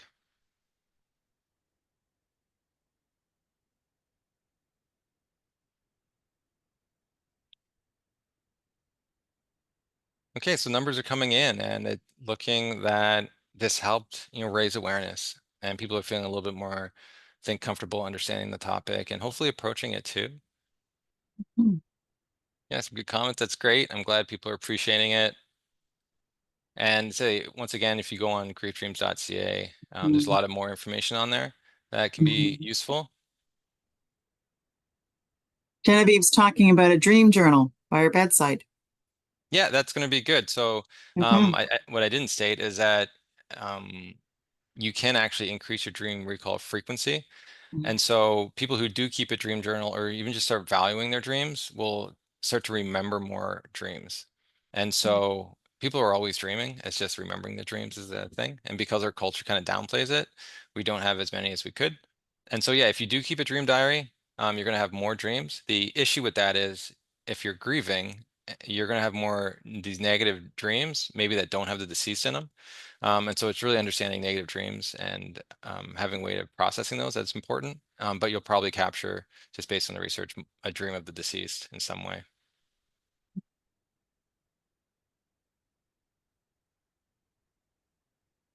I always sort of like to say, practice it out. Ask, some people that, you're comfortable with about that have, had someone significant die in their lives, if they've ever had a dream or awakening experience, and like see what the reaction is. Just and also preference that you just went to a talk and it's pretty common to allow them to sort of be able to share, which would be nice. And you can even, if you're in a family, you could do and you had the same loss, you can do the same dream worksheet together and see what dream would they want to have versus what dream you would want to have. And it's a nice little conversation to sort of see where each other are and what we want. Mhm. Oh, that's a question. I don't like this one. Yeah. Do you still How have about your dream? dad? Yeah, about my dad. Yeah. So they've trained. So in the beginning, the first probably year or two, they're very like one-on-one. And I had them about every 3 months, and those were like really beautiful. After that, they sort of changed. He's like in the background, more or less. It's not as frequent. We get those one-on-ones, but yeah, I think the last one I had where I thought it was very meaningful was probably about maybe a year and a half ago, 2 years ago. Mhm. Um, but yeah, a lot of times just in like the background of the dreams. And so a lot of people then say like a lot of people use, I think it's important for people to use discernment, especially if they're spiritual, on maybe when a dream's a visitation, when it's not, because I'd say like people will take all dreams as if it has a deceased in it as a visitation, and that can be very complicated based on what the dreams people have are.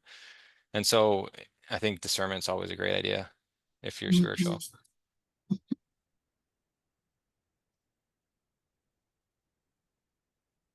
And oh yeah, and so yes, I believe yeah, the dreams are helpful. The more ones that are helpful to me are the ones that have that one-on-one time. Just Wow, seeing Linda's it asking about data on shared dream experiences. with the deceased. I haven't seen that, but there is dream out there that or some data out there that people can have a shared dream. So they're dreaming together in the same dream, which just opens up the whole can of worms of what are dreams and like all that sort of Yeah. stuff. We won't go into there. But Yeah. I have had people who had I had this one individual anyways who had a dream of her father, and in the dream she said to him, you should go see mom, she really wants you like to see you. And then she got a phone call the next day where her mother said, oh, Mhm. finally had a dream of your father, and she's like, oh, I told him to go see you. So it was kind of interesting, like that kind of played out. Mhm. Absolutely. Have distinctions been noted between older and younger people in relations to Mhm. dreams? I think it's more based on the relationship to the deceased and what type of loss that is, Yeah. and their relationship with the individual. So, as I sort of said, like whatever you tend to do with that individual is probably what you're going to be doing. So, if you're, let's say, your brother, um, died, and you're younger, you may have more dreams of maybe like going go-karting or something like that, or playing baseball. If you're older and your brother died, you may have, more conversations just sitting, talking, or fishing or something, whatever that happens. And so, I think it's really based on the relationship, especially if it's comforting, because it's supposed to be comforting for you. And so it tends not to be out there, but you'll also have probably different questions, for them based on your age and where you are in your life.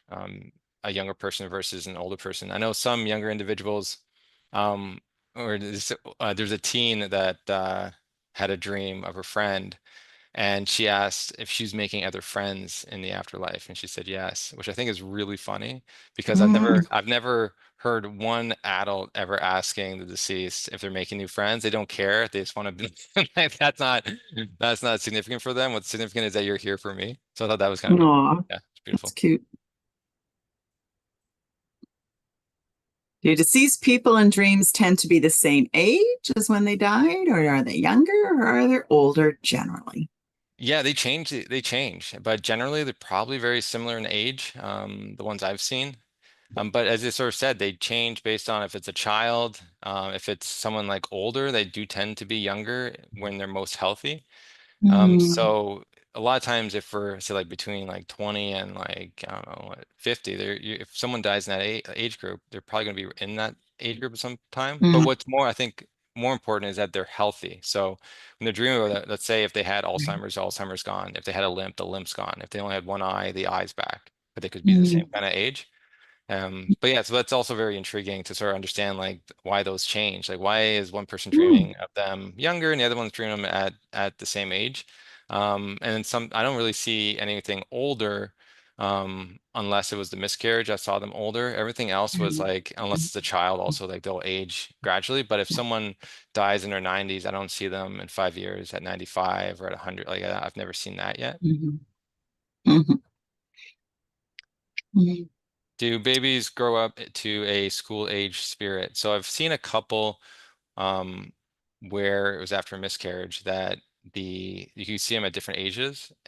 Usually they were a baby, and usually those first moments. Other times it was the deceased child around like 2 or 3 saying "I love you." And they were playing. But I also saw a few where the deceased was a teenager. And what was interesting about that is those are the ones where it was actually like full sentences of talking that was going on. And in each of those dreams, the teen child was basically reassuring the birth mother that it wasn't their fault. And I think that's one thing after a miscarriage, people might say, what did I do wrong? And they have a lot of Mhm. guilt over something. And so those dreams can really eliminate that. So if it's happening at that point, I think if you studied more um, children's dreams, just or dreams of parents after a loss of a child, you'd have also those that come through. They're probably not as common. Um, More that they would see them either at a younger age. I've seen a lot of people who lose a child, let's say even as a teen, and they're actually dreaming about Mhm. them as a child, which I Right. thought was kind of interesting.